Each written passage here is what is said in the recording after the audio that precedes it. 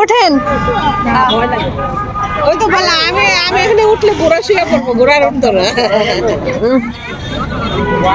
এই ঘোড়াটাকে দেখে আমরা এত এত কথা বলতেছিলাম যে ঘোড়াটাও লজ্জা পেয়ে গেছে আমাদের কথাবার্তা শুনে। যে যাই বলুক না কেন, কোথাও গেলে মজা না করলে আমার ভালো লাগে না, সেটা যে কোনো কথা নিয়ে হোক, যে কোনো বিষয় নিয়ে হোক, আমি না এমনই।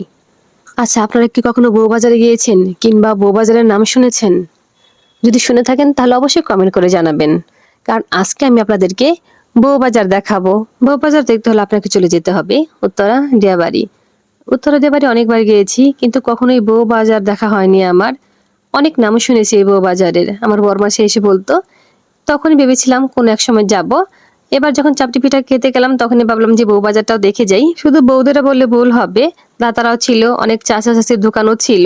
আমি আমার বরমাসিকে বলছিলাম বউবাজার কি কোনো ব্র্যান্ড নেম?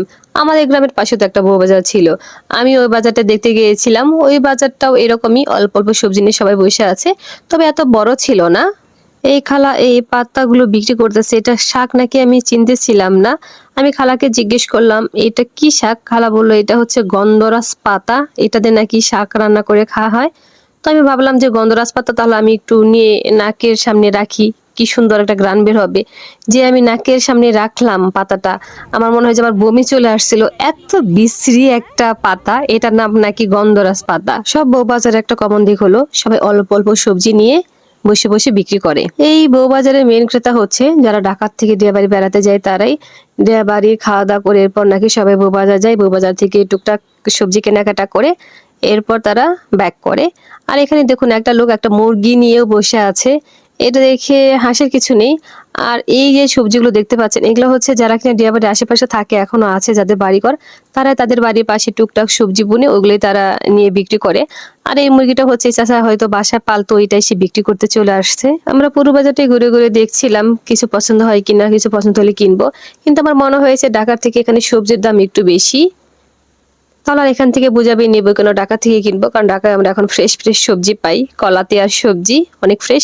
লাস্টে গিয়ে আমরা মিষ্টি আলু কিনলাম, মিষ্টি আলু অতটা মিষ্টি ছিল না।